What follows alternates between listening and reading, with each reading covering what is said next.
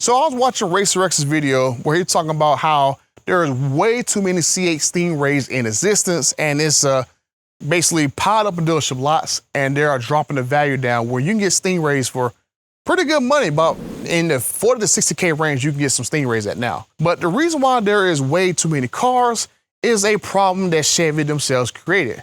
Because what if I told you that the reason why there is way too many Stingrays bringing the values down is in the assembly process that Chevy does to actually build the Corvette itself.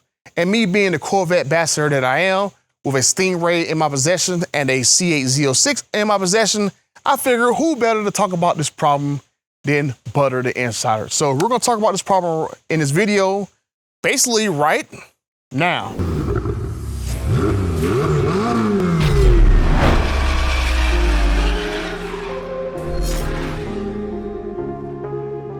Okay, I'm over 52,000 friends, and the 56% of you guys who watch these videos over and over and over again and haven't hit the subscribe button.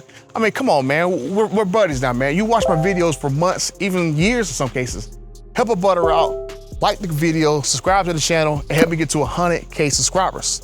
So let's get right into the subject of this video and the problem about what is facing C8 Stingrays. So I'm gonna go ahead and say off the gate that if you like Corvettes, you like the C8, or you like Corvette history in general, you should go to the Corvette Museum in Bowling Green, Kentucky, because there you'll see a lot of people who are doing the museum delivery and taking delivery of the Corvettes there. And so you'll see a lot of cool specs, you see a lot of different cars, and then you go see a lot of previous generation Corvettes there, a lot of history Corvettes there. I think I remember seeing when I went there, they got the big hole in the ground where they had that big sinkhole and cars went down in there and stuff. They basically got a big piece of glass on top of it and stuff. You look down in the sinkhole. I've been set up with them in advance. They come in and first thing they get to enjoy is the sight of it on display in the boulevard. Touring the plant, touring the museum, and just having the experience of having their baby here on display for the world to see. So it's pretty good, and it's a pretty cool thing to go do. They go to the Corvette Museum, and then right across the street, if you didn't know, is where they actually go and build every single Corvette. And so I would highly suggest that if you do go there, go do the plant tour, because you're gonna learn a lot of behind the scenes information about how the Corvettes are built. And some of the information in this video, I'm gonna tell you right now, you can learn right here on where you're gonna learn right there on the tour. So please, please, please, if you're a fan of the Corvette, you're not doing yourself any justice by not doing a plant tour. You should go and do it. It's a pretty cool experience, and it's gonna answer a lot of questions. And it's pretty cool to see the assembly process. But let's get right into it. Now, we're gonna basically do a little bit of role playing, right? Standing in for the Stingray is a Stingray. Standing in for a Z06 is a Z06. Standing in for an E-Ray that nobody really buys is this white car. You see with the hood up, I mean, I'm kidding the E-Ray, guys, I'm kidding. And standing in for a 01 is my Demon 170. So I figure 1,000 horsepower is a good substitute, right? The problem with there being way too many Stingrays is the fact of how they actually assemble them. Now, when I was on the plant tour, our tour guide basically told us that they have this policy to where every other car has to be a hardtop Stingray, because I asked her the question and she was like, well, the other cars are too complex. They use more parts and stuff, and it take longer to assemble. So in order to keep the line up to speed, they have this policy where every other car has to be a Stingray hardtop. Even if you build a Stingray convertible, it has to be Stingray, then convertible, then another Stingray. It can't be Stingray, convertible, and Stingray. The convertibles take longer to assemble. So every other car has to be a Stingray hardtop car. Even when you start adding new trims in there, you see how this problem compounds, right? If you want a Z06, you have a Stingray in front of it and a Stingray behind it.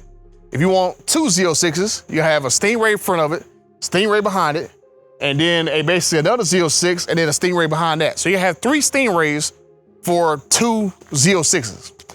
So then you add Z06, E-Ray, 01, you gotta have 1 Stingray, 2 Stingrays, 3 Stingrays, 4 Stingrays for those 3 cars.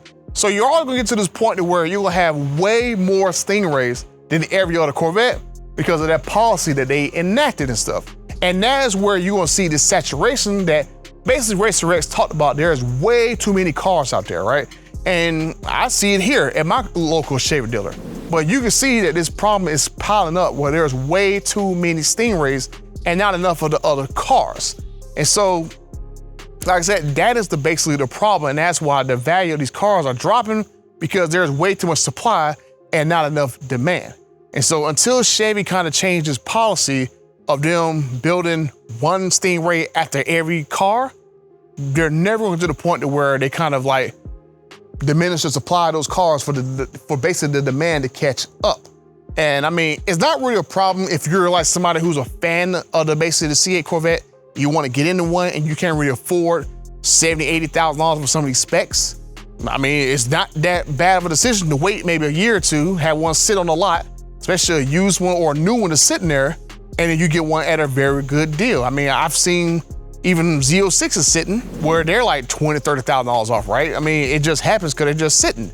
There's way too many cars for the demand. And I mean, I'm sorry to say that literally every car of or every version of the C8 Corvette is way too expensive other than the Stingray. There's really no close gap between a Stingray and a Z06, right? You would think they would make like a Grand National where they would basically take like maybe the Z06's bodywork and put like the same engine in there and make it a Grand National or whatever, make the look a little bit better and stuff. But I mean, who knows when they're gonna do a Grand National or whatever. But I mean, you literally got a car, when it first came out, they were what, 60, 65 grand? And that first came out, it's like what, 110, 120? So it's literally like double the price for a car with just an engine swap and a body, kind of like a wide body kit on there, right? So I think that's part of Corvette's problem, that they need to basically kind of like reevaluate how they actually build these cars and stuff. And that's probably not gonna happen anytime soon. So that's basically all I gotta talk about this particular problem right here. And I basically want to cover that particular issue. But I mean, hopefully, I'm still trying to find me a C801. Those suckers I'm definitely not paying markup. I did not pay markup for this car right here. This is my C8 Z06, so I'm definitely not paying markup for a freaking 01. Like, I think the spec I spec'd out would be almost 200 grand. So that's already a stretch for me. This right here was like $186,000. So paying another $20,000 to $40,000 on top of that for the same car, pretty much, it's very pricey. So yeah, I'm definitely not paying a markup, but you know, it's kind of hard to find you a C801 that's not marked up like crap and get it spec'd exactly how you want. So I'm still on the hunt to try to find one, and definitely we'll see if I can actually pull that crap off, because I would love to have a C801 right beside my Demon 170. But you know, until I can get me a 1,000 horsepower Corvette, I'll try to suffer with a 1,000 horsepower Demon 170. Oh, woe me, woe me. I don't have enough horsepower. Down 25 horsepower, down 65 horsepower, you know, I'm just suffering over here. Oh my gosh. But I'm definitely gonna be that person that's gonna be paying a crap load of money for a C801 when the Z06 is pretty capable itself. But let me know what you guys think down in the comment section down below.